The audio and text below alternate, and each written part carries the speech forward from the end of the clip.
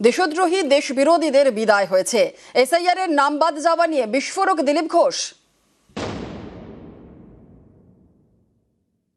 কারো ফেরার চান্স নাই, আর যারা যাওয়ার জন্য তৈরি তাদের অন্তিম বিদায় ঘন্টা বাজছে। দিনকে দিন টাইট হচ্ছে। যত জল ছিল নিংড়ে দিয়েছে নির্বাচন কমিশন। 90 লাখ গেছে, আরো 10, 12, 15 লাখ যাবে।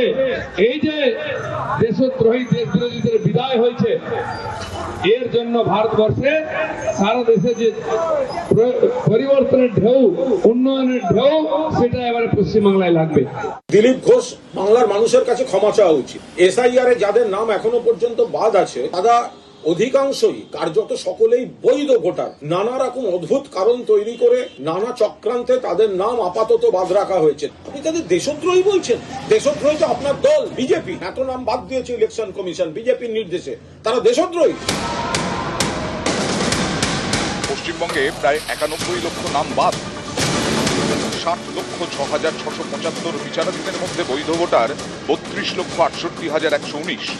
নাম বাদ 27,16,393, অর্থাৎ প্রায় 45.22% নাম বাদ গেছে। খসড়া তালিকা, প্রথম ভোটার তালিকা এবং বিচারাধীনদের নিষ্পত্তির পরে সব মিলিয়ে বাদ পড়েছে 90,83,345, অর্থাৎ প্রায় 91 লক্ষ নাম বাদ। বৃহস্পতিবার খড়গপুর শহরের তালবাগিচায় প্রচারে যান, সেখানেই বিস্ফোরক দিলীপ ঘোষ। কারো ফেরার চান্স নাই, আর যারা যাওয়ার জন্য তৈরি তাদের অন্তিম বিদায় ঘন্টা বাজছে। দিনকে দিন টাইট হচ্ছে। যত জল ছিল নিংড়ে দিয়েছে নির্বাচন কমিশন। 90 লাখ গেছে, আরো 10, 12, 15 লাখ যাবে।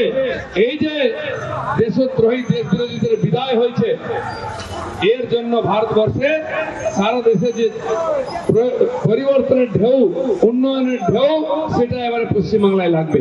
একবার বলে যে আমাদের কোনো হিন্দুর নাম বাদ যাবে না, আবার সেখানে দেখা যাচ্ছে 60% হিন্দুদের নাম বাদ গেছে। আবার সেখানে হিন্দুদেরকে বলছে দেশদ্রোহী। এই বিজেপি পার্টিকে কেউ বিশ্বাস করবে? এই দিলীপ ঘোষকে কেউ খড়গপুরে বিশ্বাস করবে? তারা বড় বড় কথা বলে এসেছিল। হিন্দুরা কি রোহিঙ্গা? তারা কি দেশদ্রোহী? তাদের কি নাম বাদ দেওয়া উচিত ছিল? আর আপনারা নিজেদের বড় বড় কথা বলেন হিন্দু পার্টি হিসাবে, আর আপনারা হিন্দুদেরই নাম বাদ দিচ্ছেন। দরকার ওনাকে গ্রেপ্তার করতে হবে, এভাবে ইনি বলতে পারেন না।